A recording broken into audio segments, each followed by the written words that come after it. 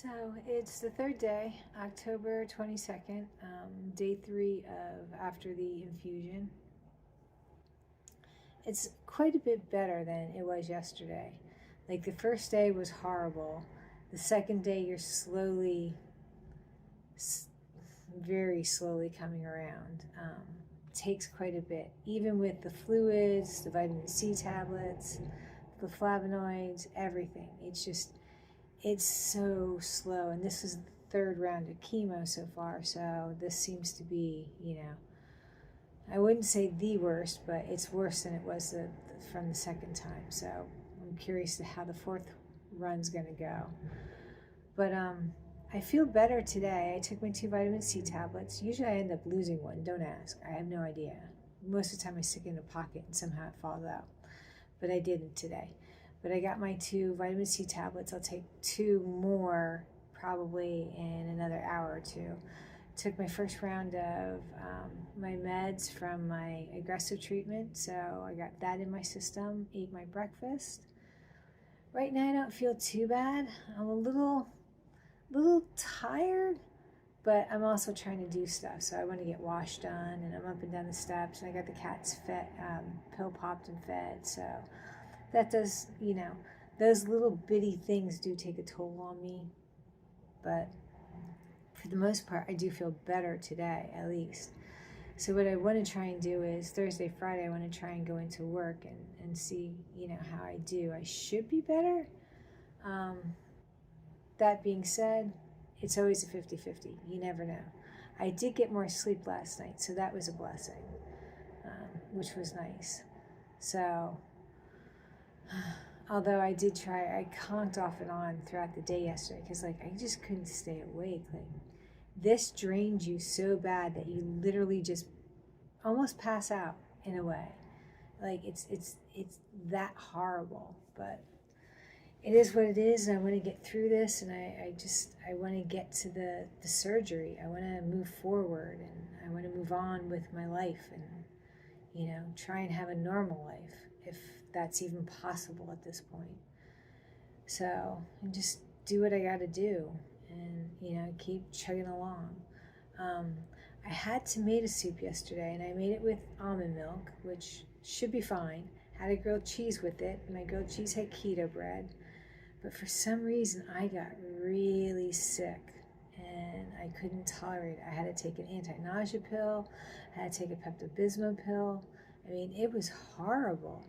Normally I don't go through that, so I don't know if it was maybe the tomato soup not being good or the combo of the 2 of them, but I told them to toss out the tomato soup for the moment, and maybe in a couple days I'll just try a grilled cheese and see how that is. And if the grilled cheese bothers me, then I know it's probably the both of them. So we'll see what happens with that. But again, foods really do affect me, and they affect me bad. So if it's something that's outside of the keto realm, it hammers me hard, and I just have a lot of issues with it. And then I have to figure out different solutions to calm my system down and be able to be okay and rest, because it affects my sleep as well. So I got lucky with this one, and I had a few tricks up my sleeve, so it wasn't too bad. But it's hard when you can't just eat normal foods, and you really do have to watch what you eat. So I was tried to be fairly careful. I'm not sure if I really ate much after that. I don't remember last night at the moment. So I'm just waking up still, but I'm doing pretty good for, just waking up. So I like I said, I feel okay. Hopefully the day will go better for me. Pump more liquids and stuff into me, so we'll see how things go. Just trying to think if there's any other things in my head. There's always things rambling in my head. Oh, I got my Loki back. I had switched out cat trees, and there was always a cat tree right aside of the bed, and it was a big box, but for some reason one of the cats pees on the outside of the box, and I can clean it, but it becomes cumbersome and annoying. So I wanted to replace it. So I replaced it with this other cat tree, but it was small. And Loki didn't like the small one, so he wouldn't sleep on it. So I had, the hubby clean out the original cat tree, clean it up really good, clean the sides up real good. We're going to close up the bottom piece so that none of the cats can get in and pee on it. And I'll figure out how to keep the sides on the outside, in a way that I think it's Soren peeing on the outside. I don't know for sure.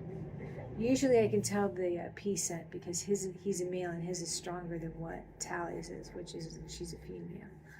So, but Loki was back in his box, sleeping.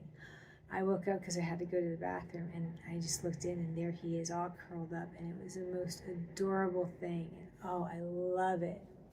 And it just makes me so happy, and I can go back to sleep, and I put my sleeping pad on my belly, which really helps me with sleep and my stomach and stuff. So that was just so nice to see him sleeping there. I was like, oh, yay, got my Loki back. I love it. I love it when he's up in the bedroom with us. I mean, not that the room's big enough for like all the cats, but we now put a few trees spread around in the cat room and in our bedroom. And the cats now sleep, and it seems like they all come up and they have their little spots where they sleep at. And so there's a few more up there, and it's nice. It's peaceful, and occasionally you'll get one that purrs. Oh, I love when they purr. Oh, I miss the purrs. Something fierce. Purrs are just awesome. But yeah, I'd say it winded down to a better night. Put it that way. Still had a little issues. Still had the bad tingling. In my feet, which that's actually going away. So that will go away as time progresses with like the fluids and things like that. It's just, it hits full force like the first day or two. And it's horrible because it's really, really intense. But usually by like day 2, it's slowly starting to simmer. Day 3 and 4, it pretty much is like at a more mellow spot that you can manage it and deal with it. And then, by 5, it'll be there. Like if you touch cold things, your normal stuff that you would do, you'll know it, but it's not as bad.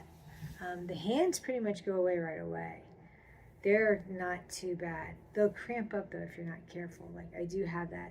Like they just want to cramp like that, and like you literally cannot move them. You can't do anything with them until like they just get warm again, and then you can move your hands around. It's weird. It's the weirdest thing possible, but I have ways to work around it. So hopefully I don't get the necropathy, because that's like a scary thing that can happen. So far I'm doing really good with that too. But beyond that, let's just hope for a good day today. So far I'm up in spirits. I'm happy. Things are going a little bit better, so I feel a little bit better, and I'll just continue on my journey. All right? Peace. So mote it be.